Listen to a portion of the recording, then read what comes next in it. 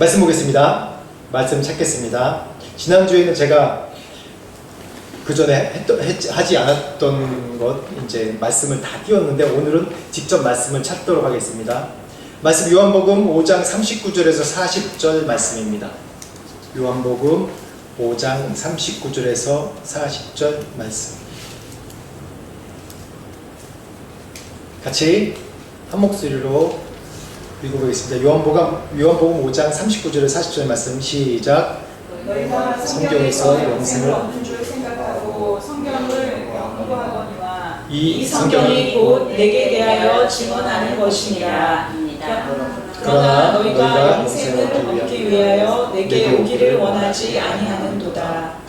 아멘. 오늘 제목이 뭐죠? 한번 읽어보시겠어요? 기독교인, 네, 기독교인 대 그리스도인. 여러분은 뭐라고 대답하시겠어요? 기독교인이세요? 그리스도인이세요? 그리스도인. 네, 아멘. 권사님이 제일 먼저 대답했습니다. 정답. 여기 태국말로 족덩입니다. 네, 그리스도인입니다. 여기 이 의미는, 제가 이 제목으로 한 의미는 우리가 종교인이냐 정말 예수를 따르는 사람이냐라는 그런 의미로 제가 이 제목을 정한 거 눈치채셨겠죠? 그쵸? 여러분, 종교라는 것이 무엇입니까? 종교란 정의를 제가 사전에서 찾아봤는데 뭐냐면 초자연적인 절대자의 힘에 의존하여 인간 생활의 고뇌를 해결하고 삶의 궁극적 의미를 추구하는 문화 체계라고 했어요. 문화 체계. 어저께 저녁 때 우연찮게 이제 최미옥 집사님이랑 여기서 오래되신 분 이제 만났는데, 여기 굉장히 유명한 학교에서 한국 문학을 가르치시는 분이에요. 근데 얘기하다가 그 인간이라는 것에 대해서 얘기하다가 뭐냐면 욕망의 뭐라 그랬죠? 욕망이라는 전차. 예, 욕망이라는 이름의 전차라고, 저는 이름을 기억 못하는데 아무튼 그 욕망이라는 전차라는 그런 얘기를 하시더라고요. 그래서 문학적인 굉장히 표현이에요. 그러면서 그 욕망이라는 전차, 그러니까 인간은 철학책을 봐도 그렇고 어느 책을 봐도 그렇고 예쁘게 미화됐다 뿐이지 결국은 뭐냐면 오늘 이 종교적인 것에 종교란 그 사전적인 의미에 담겨 있어요. 인간의 생활 고뇌를 해결하고 삶의 궁극적 의미를 추구하는, 처음에 고뇌를 해결하고 라고 나오거든요.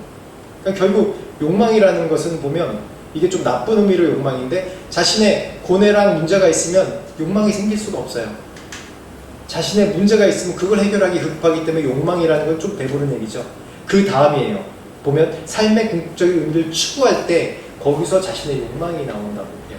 그러면서 오늘 또 말씀과 좀 연결되는 겁니다.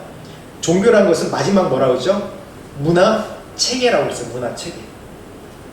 그래서 이런 것에 나온 뭐 원시 종교, 그럼 우리 학교에서 배웠듯이 뭐 샤머니즘, 애니미즘, 토테미즘, 또 뭐 고등 종교라고 그러면 뭐 기독교, 불교, 이슬람교, 뭐 그렇게 얘기를 구분을 짓지 않습니까? 불교 막 그렇게 구분을 짓죠. 그렇듯이 종교란 것은 인간 역사와 계속 함께하는 것입니다. 종교란 것은 우리가 현대화가 되고 과학문명이 발달됐기 때문에 사람들이 나는 무교야, 종교 없이 살 수 있어, 그렇게 얘기하지만 그건 다 거짓말이에요. 종교 없이 살 수 있는 사람은, 뭔가 이제 절대자 없이 살 수 있는 사람은 아무도 없습니다. 그래서 제가 인도 선교사 출신이기 때문에 인도에서는 종교가 없다고 얘기하면 되게 이상한 사람 취급해요. 왜 종교가 없어? 왜 신을 안 믿어? 그걸 굉장히 이상하게 생각해요. 저도 가서 좀 당황했어요. 한국 사람 무교라고 하는 사람도 많거든요. 근데 인도 사람한테 나는 무교고 종교를 믿지 않는다 그러면 굉장히 좀 독특한 이상한 사람으로 봐요. 그렇게 인도에는 신을 믿는다는 것은 그냥 인간의 운명이고 인간의 자연스러운 본능이다라고 이제 그렇게 사람들이 생각합니다. 그렇다면 왜 인류가 종교를 가지게 되었을까요? 왜 인간이 종교를 가지게 되었을까요? 왜 그랬을까요? 한번 옛날로 생각해 보십시오. 오늘 이제 구약 이과에서 뭐 다룰 줄 모르겠지만은 우리가 과거로 생각해 보면 왜 인간이 꼭 종교를 가지게 됐을까?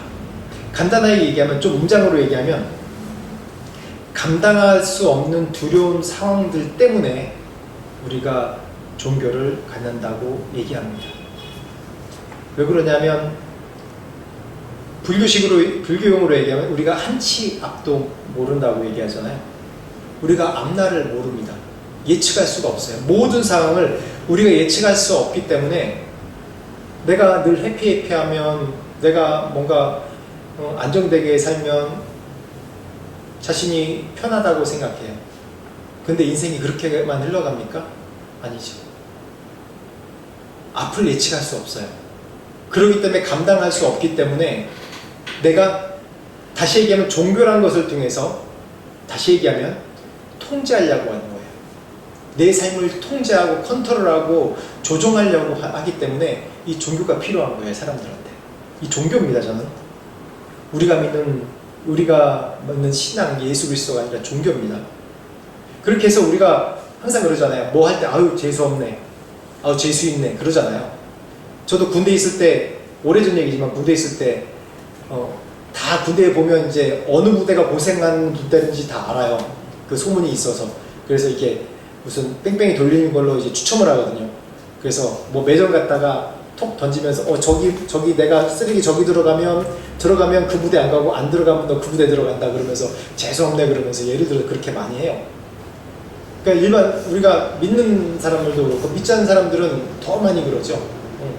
뭔가 이 루틴이 있어요. 어떻게 하면 재수없고 어떻게 하면 재수없지 않다. 그런 루틴이 다 각자 있어요. 그것도 좀 좋은 그 심리적인 얘기로 뭐 징크스가 있다, 징크스 없다, 그렇게도 얘기하죠. 그런 것처럼 우리가 내 삶에서 내 힘으로 뭔가 통제하려고 하기 때문에 종교를 만드는 거예요. 한번 그 다음 보시겠어요? 태국에 보면 이게 뭔지 아세요? 이제 여행 오신 분은 뭐 여기 사신 분은 알죠? 이게 뭐예요? 앞에 그 우상이 있고 그 앞에 뭐가 있어요? 환타예요, 환타. 환타, 빨간색 환타 한국에 없잖아요. 근데 빨간색 환타가 있어요. 이게 지나가다 보면 이런 무슨 신상이나 아니면은 무슨 뭐냐, 그게 우상, 자기네들 작은 우상 집 같은 데다가 막 이렇게 해놓거든요. 이게 뭐냐 하면 정령들이 피를 좋아한대요. 그래서 정령들을 속이기 위해서 피 대신 이게 빨간 음료를 주로 많이 놓거든요. 이걸 대신 섞고 먹는다고, 피처럼. 그래서 정령들을 달래주기 위해서 이렇게 한다고, 이런 미신이에요. 그 다음, 이게 바로 집안마다 있는 뭐 사당 비슷한 거예요. 조금만 이제, 이게 뭐라고 그러냐면 자기들끼리 여기서 뭐 영혼을 위한 작은 집이라고 이렇게 우리는 사당 그렇죠. 그래서 스피리추얼 하우스라고 그래요. 이것도 다 이제 힌두교에서 나온 거예요. 힌두교 보면 집에 조그만 이런 섬기는 신상들, 신들이 있어요. 그 다음, 이게 뭔지 아세요? 타투잖아요, 타투. 타투인데 타투라고 안 그러고 여기는 샥안뜨라고 해요, 샥안뜨. 여기 보면 이 불교적인 의미가 다 있는 거예요. 이걸 문신을 함으로 인해서 자신이 뭔가 보호받는다고 그렇게 얘기를 하거든요. 영화 같은데 이런 게 많이 나오잖아요. 뭐 영화 같은데 뭐 악령과 대항해서 만약에 지면 여기서 문신 좀씩 사라지고 그렇게 사람들이 인식하는 거예요. 그래서 이런 것들은 뭐 스님이나 자신의 영적인 스승들이 직접 주문을 외우면서 새겨준다고 그래요. 이게 다 주술에 관한 것이. 왜 이렇게 할까요? 왜 굳이 이렇게 할까요? 내가 내 미래를 컨트롤하려고 해요. 이렇게 정령들에게, 이게 귀신들이거든요. 귀신들에게 앞에 이 피음료 같은 거 놓는 것은 다 보면 뭐예요? 내가 악한 뭐 재수없게 당하지 않으려고 이렇게 해놓는 거고, 이 영혼을 위한 작은 집을 이렇게 해놓는 게 뭐예요? 자꾸 귀신들을 달래려고 하는 거예요. 이게 여기만 있습니까? 우리나라 불교 문화권 백그라운드 살았던 우리들도 이런 문화에서 살았잖아요. 지금은 뭐 많이 없어졌지만. 그래서 보면 이 타투가 변해서 지금은 뭐 문화처럼 사람들 뭐 이런 식으로 타투하고 다 그렇지 않습니까? 그렇듯이 이 종교라는 것이, 이 문화가 바로 종교에서 나왔어요. 이런 것들을 예쁘게 포장해서 문화라는 것으로 우리 생활에 다 스며들어 있고 그렇게 살고 있거든요. 그러니까 우리가 내가 그리스도인인지 내가 종교인인지 그걸 헷갈리면서 우리 삶 가운데 사는 모습을 많이 볼 수가 있습니다. 구약에 이스라엘의 백성들 보면 가나안 땅에 들어가 살 때 바알과 그 땅 사람들은 바알과 아세라를 숭배했습니다.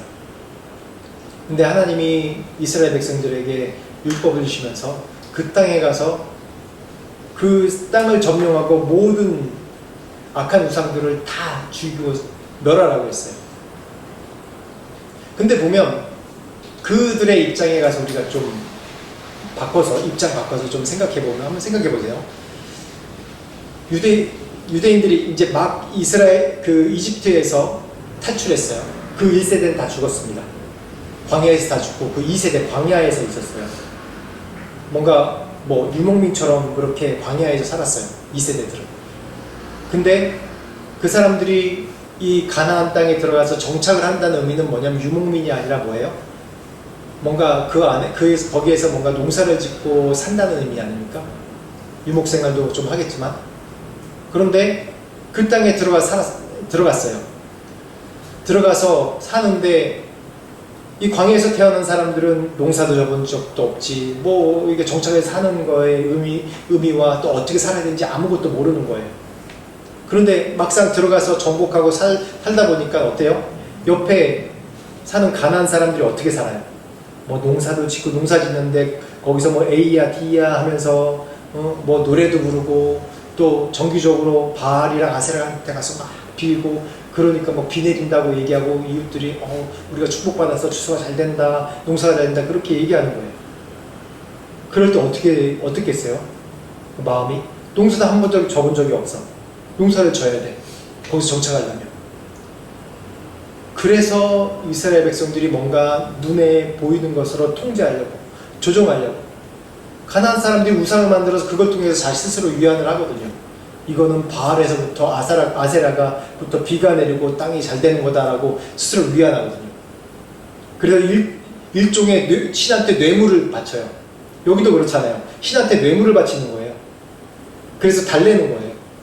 그래가지고 농사가 잘 된다고 여기는 겁니다. 그 다음 또 영상 불러주시겠어요? 여기 보면 이거 인도입니다. 인도 힌두교가 고대 신앙이랑 굉장히 가까워요. 인류가 처음 시작했을 때가 이 메소포타미아 문명에서 시작됐거든요. 그 메소포타미아 문명 바로 옆이가 이 가나안 땅이에요. 그러니까 바알 아세라 신이 바로 옛날 고대 그런 그 우상을 섬기는 그때 문화예요. 근데 이 고대 종교에 대해서 얘기할 때 힌두교를 얘기 많이 해요. 이건 시바 신이에요. 보면 파괴 신이에요. 이 신한테 사람들이 인기가 제일 많은 신이에요. 근데 파괴하는 신이란 말이에요. 모든 것을 다 파괴해버려요. 그 다음 인기 있는 게 가네시예요. 코끼리상이죠. 이 신은 부를 주는 신이라고 얘기해요. 그 다음 깔리예요. 깔리. 이 시바 신의 부인인데 여러 모양으로 이제 환생 아바타라고 그러나요? 여러 모양으로 나와요. 근데 굉장히 무섭죠. 옆에 막 사람 죽은 거 들고 있고, 밑에 깔린 게 시바예요. 남편을 들고 있고 막 칼 차고 있고, 거기다가 굉장히 무서워요. 햇바닥 이렇게 내밀면서, 이거 보면 밤에 보면 무서워서 그냥 소스라치게 놀라요. 근데 제가 왜 이렇게 마지막에 무서운 걸 했냐면, 인도 사람들이 물어보면 니들 왜 그렇게 신한테 그런 식으로 경배하고, 이 절기 축제 때마다 어떻게 하면 어떤 때는 사람들이 자기 몸을 막 치고 상하게 하는 축제도 있고, 어쩔 때는 주 하나가 한반도보다 더 크거든요. 근데 그것을 한 달 동안 쭉 걸어서 고행을 하기도 해요. 인생에 한번 그렇게 해야 된다고.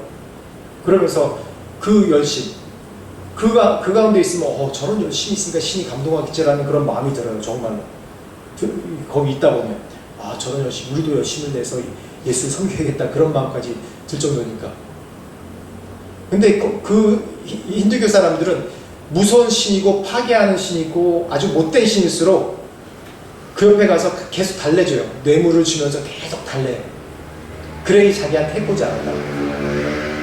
우리도 다 비슷한 생각 아닙니까?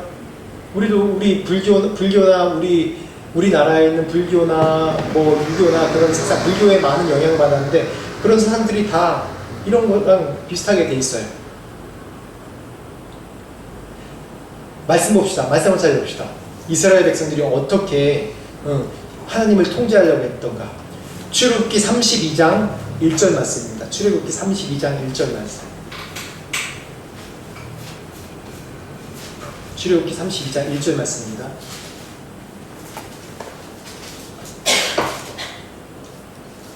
출애굽기 32장 1절 말씀 같이 읽어보겠습니다. 시작.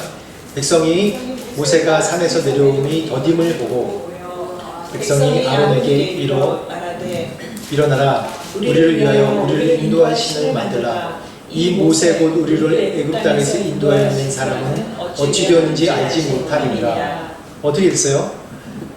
이스라엘 백성이 출애굽하면서 너무 많은 기적들을 보죠. 애굽의 모든 장자가 다 죽어나가고 또 10가지 재앙을 몸소 본 사람들입니다. 그리고 출애굽해서 홍해를 건널 때 어떠한 일이 일어나요?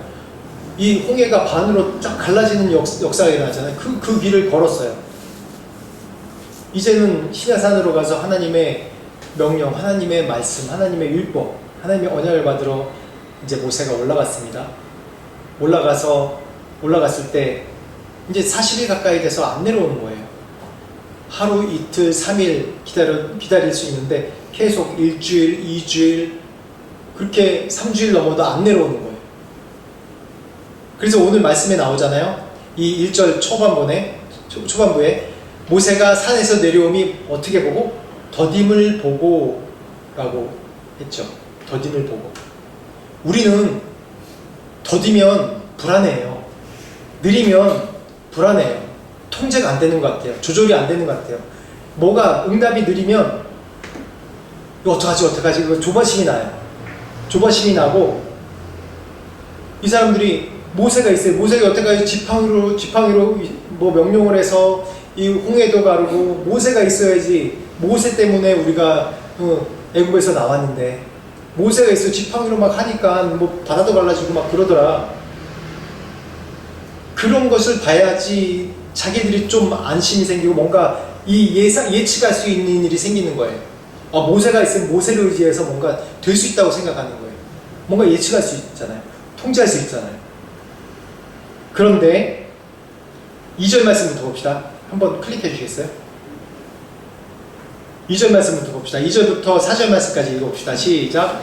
아론이 그들에게 이르되 너희 아내와 자녀의 귀에서 금고리를 빼어 내게로 가져오라. 모든 백성이 그 귀에서 금고리를 빼어 아론에게로 가져가매 아론이 그들의 손에서 금고리를 받아 부어서 조각칼로 새겨 송아지 형상을 만드니 그들이 말하되 이스라엘아 이는 너희를 애굽 땅에서 인도하여 낸 너희의 신이로다 하는지라. 어떻게 합니까? 금고리를 다 빼내가지고 모세가 더디오기 때문에 너무 불안한 거예요. 너무너무 불안해요. 그래서 어떻게 합니까? 금고리를 다 빼서 우상을 만듭니다. 이렇게 금송아지를 만들어서 마지막에 뭐라고 그래요? 이 금송아지가 너희를 애굽에서 인도해낸 바로 너의 신이다라고 얘기해요. 굉장히 우습잖아요. 이해가 안 되죠. 아니 애굽에서 나올 때부터 10가지 재앙을 경험한 사람들이고 출애굽했을 때 바로 이 이집트의 그런 기마병, 이집트의 기마병에서 그때 세계가 최고였거든요. 무적이에요. 기마병까지 막 쫓아오는데 하나님이 불기둥으로 막 막으시면 그 눈앞에 봐요. 불기둥으로 막 흩으시는 눈앞에 봐요. 그런 다음에 이 바다가 반으로 딱 쪼개졌는데 이 벽같이 딱 일었으면서 반으로 딱 쪼개졌어요. 바닥은 젖어 있어야 되는데 말라 있어요. 동풍 불어서. 그 위를 지나가요. 그 한 60만 명 이상 되는 사람들이 지나가요. 근데 지나가는데 그 기마병들이 따라왔을 때 어떻게 해요? 바다가 덮여서 다 수장돼버려요. 얼마나 놀라운 일입니까? 이 일을 바로 전에 목격했던 사람들입니다. 그런데 모세가 산에 올라가서 40일도 안 됐는데 사람들이 이러한 행동을 하는 거예요. 더디움을 보고 이런 귀족들이 있었는데 이게 남일이 아니잖아요, 여러분. 왜 남일처럼 그렇게 인상을 주세요? 왜 이렇게 정지하듯이 인상을 주세요? 내 생각, 내 얘기잖아요, 내 얘기. 여러분 안 그러세요? 저부터 그래요. 저부터 하나님께서 기적적으로 나를 이끌어줄 때 계속 이끌어 오셨는데 늘 조금만 안 되면 매달마다 원망하고 밀평하고 내가 이 목회를 그만두든지 해야지, 교회를 그만두든지 해야지, 한국으로 돌아가든지 해야지, 내가 그냥 선교사 삶을 살아야지, 내가 이 목회를 왜 하나. 그럴 때 한두 번 아니었어요. 하나님께서 기적적으로 우리 교회에 이렇게 세우신 것, 저희의 간증 들으면 모세의 이 출애굽 백성을 이끄시는 것 같은 그런 간증이 있단 말이에요. 이 교회가 그냥 돈 있어서 뚝 세운 게 아니에요. 이거 하나하나, 물건 하나하나 다 정말 기적적으로 하나님이 이끌어 오신 거란 말이에요. 그런데도 개척 1년 한 4개월 하면서 중간중간 내가 이거 그만두고 한국 돌아가고 좀 창피당하고 말지, 그럴 때가 한두 번이 아니에요. 저만 그렇습니까? 저를 그렇게 보지 마시고 저만 그렇습니까? 다 마찬가지잖아요. 다. 우리 인간이 이래요. 뭔가 내 안에 내가 통제가 되지 않고 내가 뭔가 예측이 안 되면 늘 하나님 앞에 이렇게 원망을 합니다. 이렇게 서론이 길었습니다. 세상 이방 종교와 이방이 말하는 종교와 우리가 예수님을 믿는 우리가 뭐가 다른지 압니까? 인간들은 다시 말하면 우리가 하나님한테 기도할 때도 그래요. 하나님, 내 필요한 거 주세요. 주님 주시옵소서 계속 기도해요. 그렇지만 하나님이 원하는 거 말씀하지 마세요. 귀 닫으세요. 안 들을래요. 나한테 이래라 저래라 하지 마요. 귀찮아요. 나는 내 뜻대로 하는 사람이야. 말씀 있잖아요. 말씀 보고 내 뜻대로 하면 되죠. 뭐 내가 해석하고 나 귀찮아. 안 들어. 이게 우리 아닙니까? 내가 필요한 건 계속 얘기하면서 하나님 말씀하지 마세요. 아예 안 들을래요. 이러고 사는 게 우리지 않습니까? 이방 종교들은 어떻게 그 신의 뜻을 구하냐면 여기서 이제 합일이라고 그래요. 합일. 뭔가 신과 합일된다고 얘기해요. 신과 합일되면 어떤 현상이 있냐면 무아지경으로 들어간다고. 이건 모든 종교가 같이 똑같습니다. 우리 기독교 말고요. 기독교 이단이나 그런 영주주의나 그런 사상은 이렇게 하는데, 모든 종교가 보면 이 영적인 세계로 들어갈 때 보면 이 신과 합일한다는 단어를 써요. 그러니까 무아지경에 놓이면서 그 신과 합일됐다고 그래요. 그러면서 무당들이 예언을 하잖아요.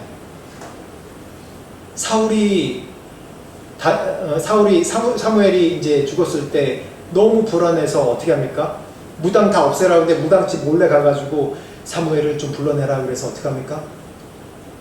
그냥 무당이 이 접신해가지고 합일돼가지고 자신이 사무엘의 문처럼 얘기하고 또 사무엘이 올라왔다고 그러고 그렇게 얘기하죠. 그게 합일이에요.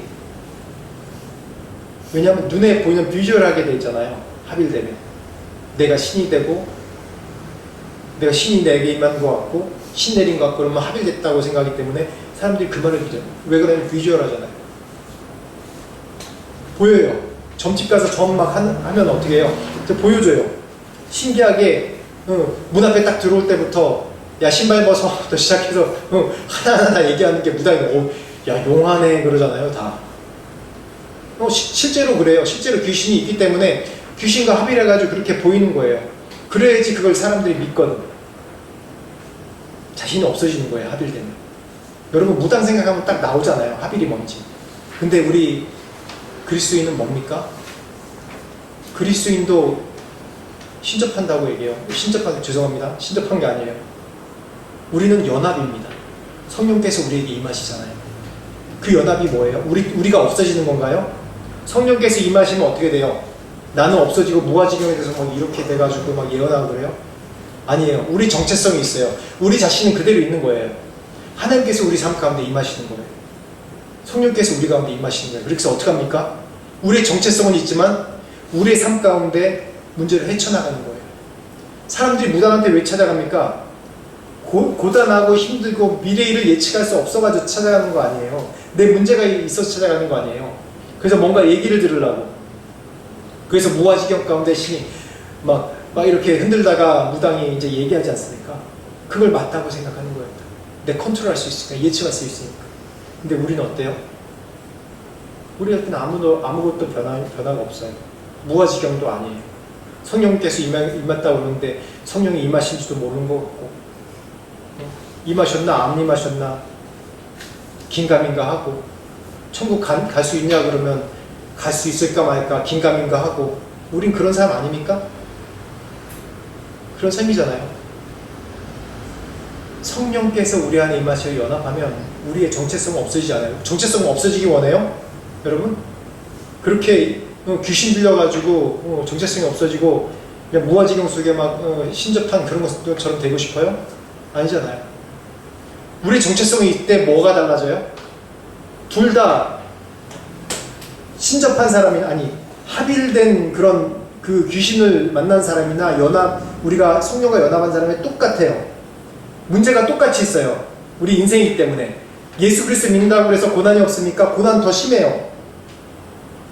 스트롤링이 더 많이 일어나요. 갈등이. 예수 안 믿는 사람은 성공하기 위해서 가고 그것 때문에 스트롤링이 있는 거고 뭔가 문제가 생겨서 있지만 똑같아요. 근데 뭐가 다릅니까?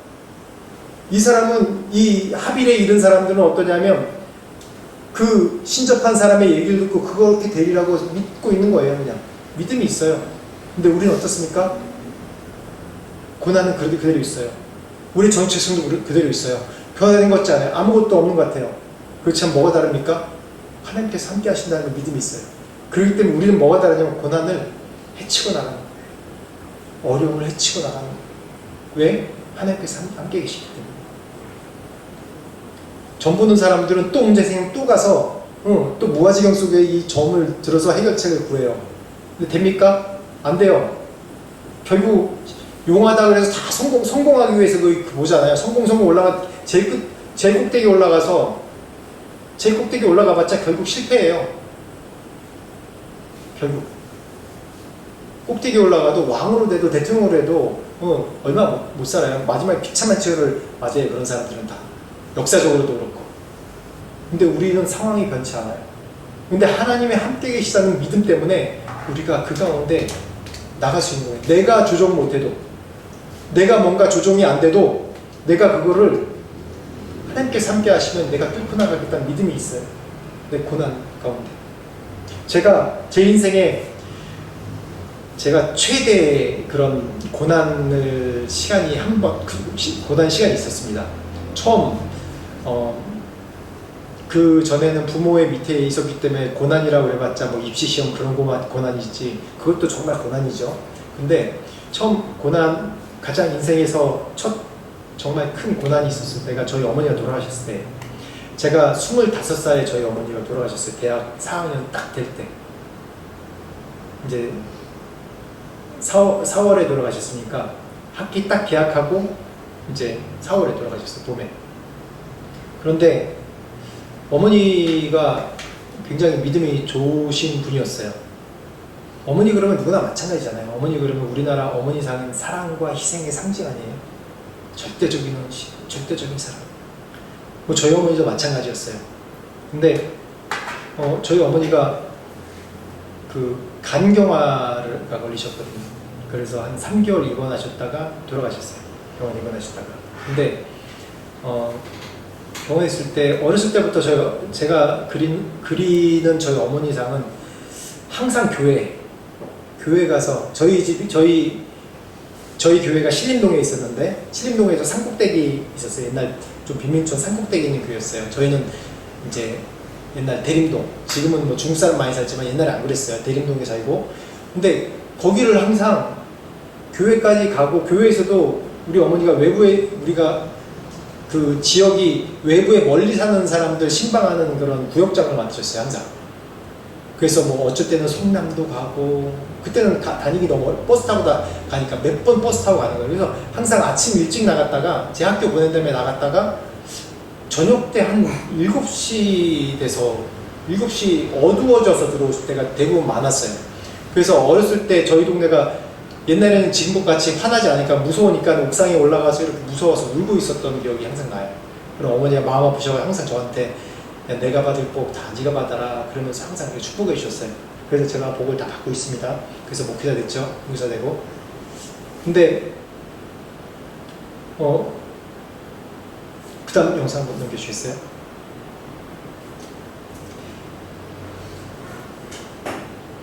이게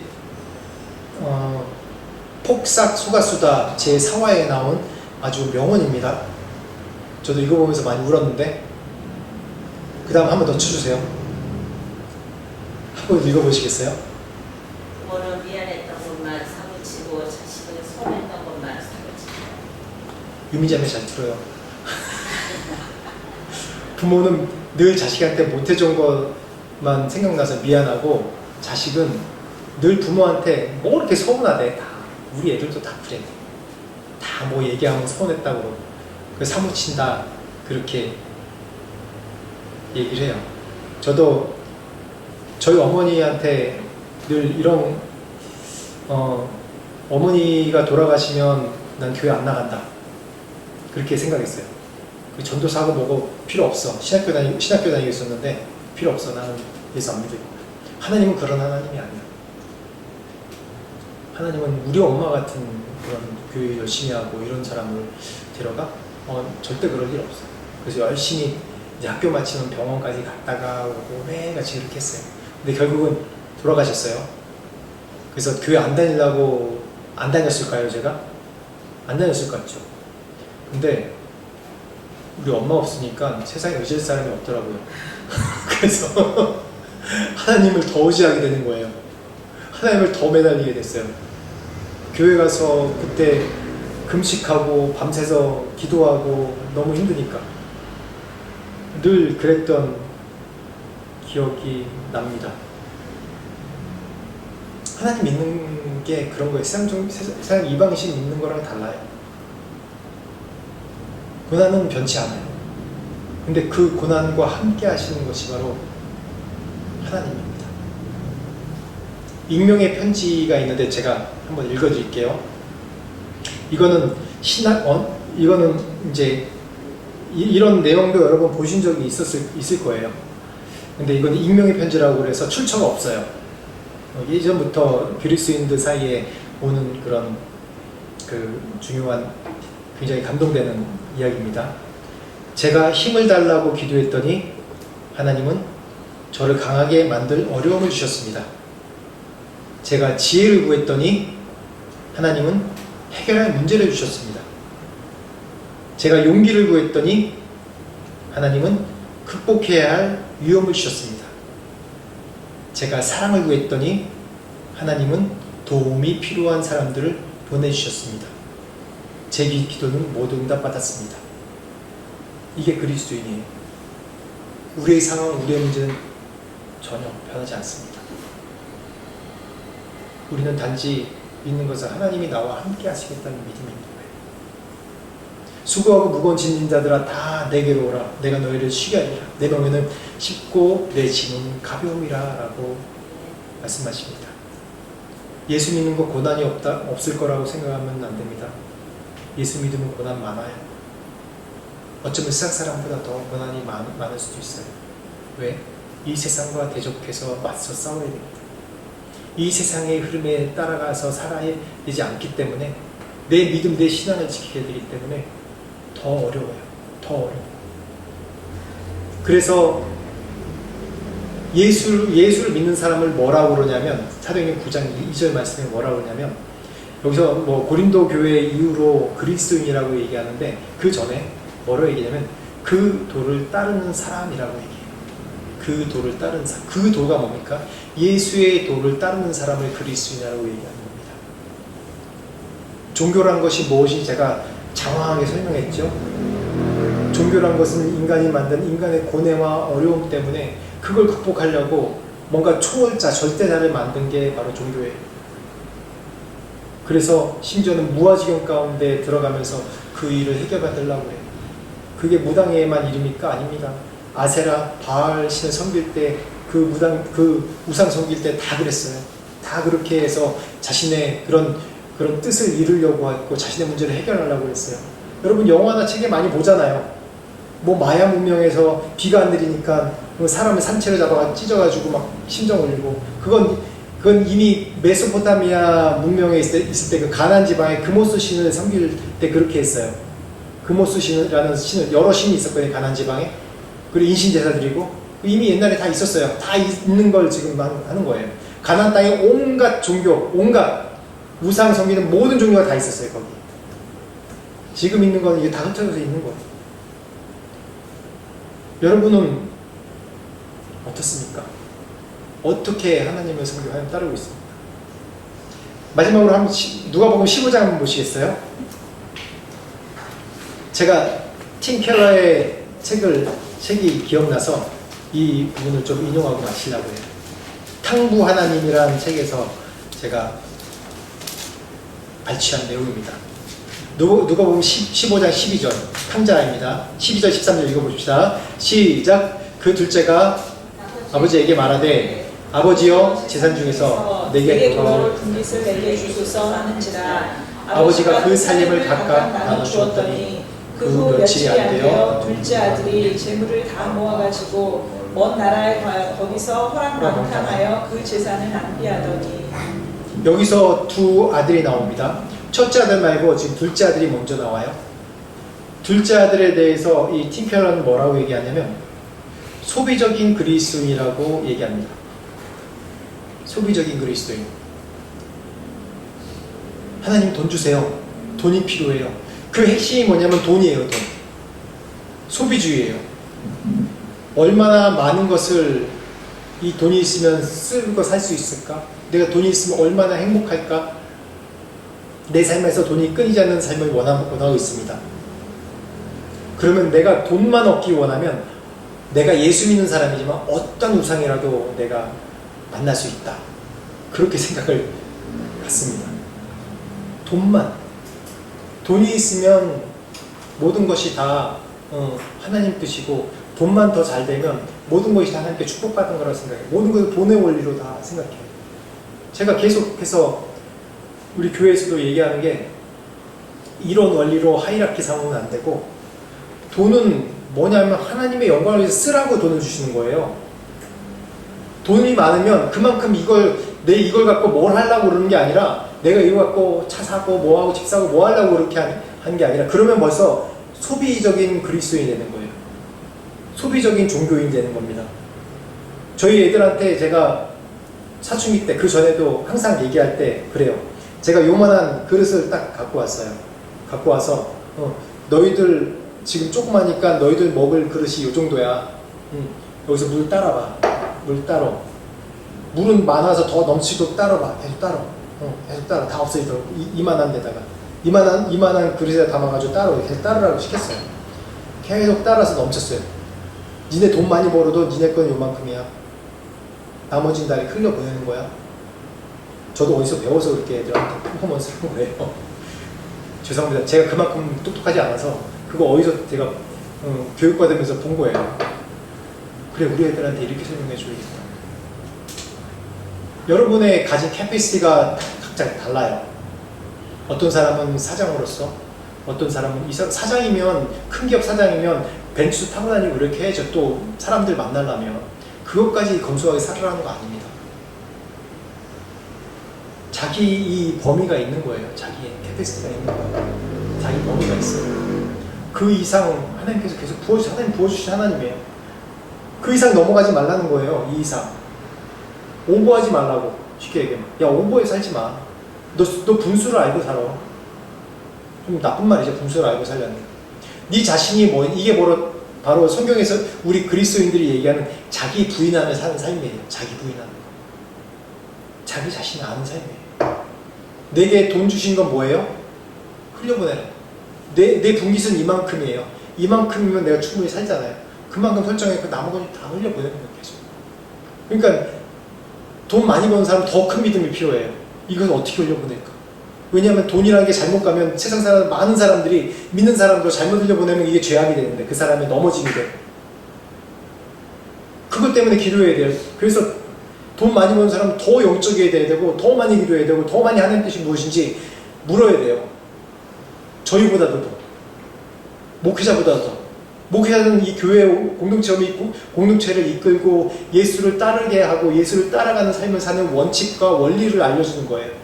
함께 가는 거예요. 근데 세상에서는 이 성도들이 나가서 승리를 해야 되는 거예요.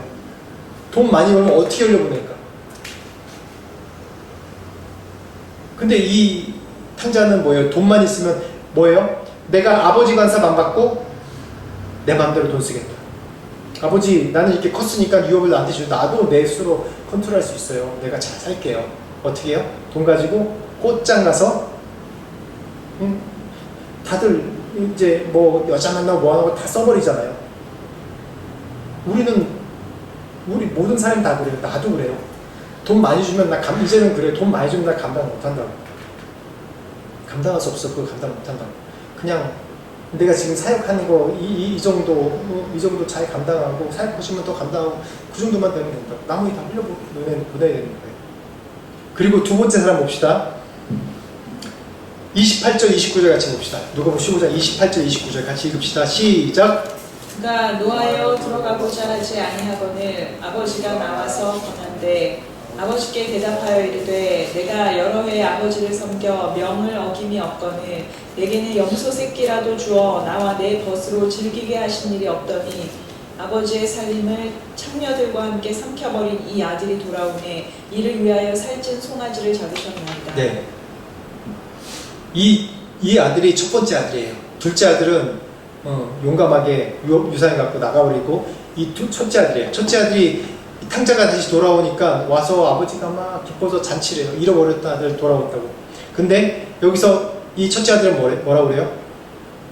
내가 아버지로부터 여태까지 이렇게 섬겼는데 나는 내 친구랑 뭐 염소새끼 잡아준 적 없는데 탕자 다 아버지 재산 다 팔아먹고 온 사람 내 동생 쟤한테 저렇게 쓰냐고. 이거 불공평하다고. 이게 팀 켈러가 뭐라면 소명적인 그리스도인이라고 해요. 소명적인 그리스도인. 소명적인 그리스도인이 뭐냐면 공로주의예요. 공로주의라는 거. 내가 아버지께 이렇게 의무를 계속 다 하면 이 의무를 통해서 나한테 이만한 재산을 주시겠지. 나를 인정해 주시겠지. 그거예요. 둘 다 비슷해요. 하나는 아버지가 간섭 안 하면 난 더 잘 살 수 있어. 그 돈 막 쓰는 거고, 이 소명적인 그리스도인은 내가 열심히 의무적으로 봉사하고 막 이렇게 아버지 위해서 이렇게 하면 언젠가 나에게 아버지 유산 전부를 주시겠지. 뭔가 이 바라고 하는 그리스도인인 거예요. 근데 아버지의 관심은 어디인 줄 아세요? 31절 32절 봅시다. 31절 32절 같이 읽읍시다. 같이 읽으세요. 31절 32절 시작. 아버지가 이르되 예 너는 항상 나와 함께 있으니 내 것이 다 네 것이로되 이 동생은 죽었다가 살아났으며 내가 잃었다가 얻었기로 우리가 즐거워하고 기뻐하는 것이 마땅하다 하냐. 아버지의 관심은 뭐예요? 첫째 아들 돈 쓰는 거 관심 없고 둘째 아들 돈 써서 돈 달라고 돈 쓰는 거 관심 없고 첫째 아들 열심히 아버지한테 잘 보이려고 의무적으로 소명을 다해서 일하는 거 관심 없고 첫째 아들 부려먹을 생각도 없고 첫째 아들한테 돈 아낄 생각도 없는 거예요. 하나님은 아버지는 그냥 함께하기만 하시는 거예요. 함께하기. 그게 우리의 신앙의 목적이 돼야 돼요. 하나님 함께하기 원하시는 거예요. 어차피 내 거 네 거고 네 거 내 건데 네가 내 자식 아니냐. 뭘 그렇게 아버지한테 뭘 더 얻으려고 그렇게 의무적으로 내가 충성을 다하고 열심을 다하면 더 주시겠지 이렇게 생각하냐. 어차피 다 네 거고 돈 달라고 땡깡 쓰고 안 주면 나 잡아버리고 어차피 다 네 건데 아버지 관상을 보고 쓰고 싶어요. 여러분 어떤 그리스도인이세요? 소명적 그리스도인이세요? 아니면 소비적 그리스도인이세요? 하나님은 샤케나는 하나님, 우리와 함께 하시기 원하십니다. 항상 우리 안에 함께 하시고 거주하기 원하십니다. 다른 거 원치 않으세요. 무아지경으로 있는 게 아니라 우리 하나님은 어떻게 해요? 나와 함께 거하시면서 내 정체성도 없어지는 것이 아니라 내 이 세상 살아나갈 힘을 주시고 함께 내가 그리스도인으로서 하나님께 영광을 드리는 삶을 살 수 있도록 계속해서 나를 인도하시는 분이에요. 고민과 어려움이 있으면 주님 앞으로 나오시고, 힘든 일이 있을 때 주님 앞에 나오시고, 기쁜 일이 있을 때 하나님 앞에 나와서 기뻐하십시오. 하나님은 그걸 원하시는 거예요. 그게 바로 그리스도입니다. 아버지의 도를 따르는 거예요. 제가 고난에 대해서만 많이 얘기했는데 우리 삶이 고난이 있기 때문에 그래요. 어려움이 있고 매번 선택의 기로에 서 있기 때문에 그래요. 그럴 때마다 점집까지 마시고 타로하지 마시고 뭐 재수없네 그러지 마시고, 하나님은 우리의 인생의 모든 걸 합력해서 선을 이루시는 분입니다. 내가 실수했고 이거 요렇게 했어야 되는데 내 차선이네, 차선을 선택했네. 아니에요. 그 차선도 내가 보기엔 차선인데 하나님께서 나에게 보기에는 최선으로 인도하신 거예요. 하나님은 합력해서 선을 이루신 분이에요. 늘 나에게 승리를 주시고 나에게 최상의 것을 주시는 주심을 믿고 의지하십시오. 하나님 나를 통해서 하나님 나라를 이루어 가십니다. 난 아무것도 아닐지라도 나의 하루하루 매 순간 순종을 통해서 하나님은 하나님 나라를 완성해 가세요. 그 성도들이 이렇게 교회 공동체를 모일 때 이 공동체가 이 땅에 교회를 세우고 이 열방에 하나님 나라를 세우는 공동체가 될 수 있습니다. 그래서 여러분은 한 사람 한 사람이 기독교인이 아닌 그리스도인으로 사는 게 너무나도 중요합니다. 여러분 축복합니다. 네. 같이 한 목소리로 오늘 말씀 생각하시면서 같이 기도합시다. 깨달은 바가 있으면 하나님께 올려드리고 같이 기도하겠습니다. 하나님 아버지 감사합니다. 하나님 오늘 말씀을 통해서 아버지 함께 거하시기 원하시는 하나님, 지키 하시는 하나님에 대해서 같이 말씀을 나눴습니다.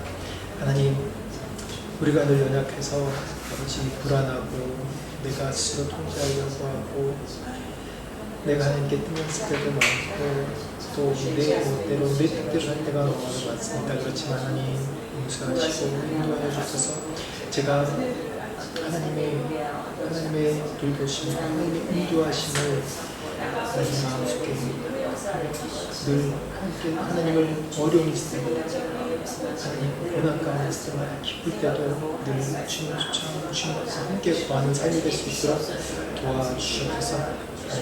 약해 하신 하나님 나와 함께하여 주시옵소서. 하나님 아버지 감사합니다. 오늘 말씀을 통해서 함께 하셔서 감사합니다. 우리가 참 그의 도를 따르는 그리스도의 도를 따르는 그리스도인이 되기 원합니다. 이 세상에서는 악한 그런 마귀 사단들이 우리를 미혹해서 세상의 문화와 세상의 미신적인 것에 또한 따라 살려고 하고 하나님을 내 마음대로 내 스스로 통제하려고 하고 하나님의 손을 듣는 것이 무의미하다고 시간 낭비라고 생각하게 만듭니다.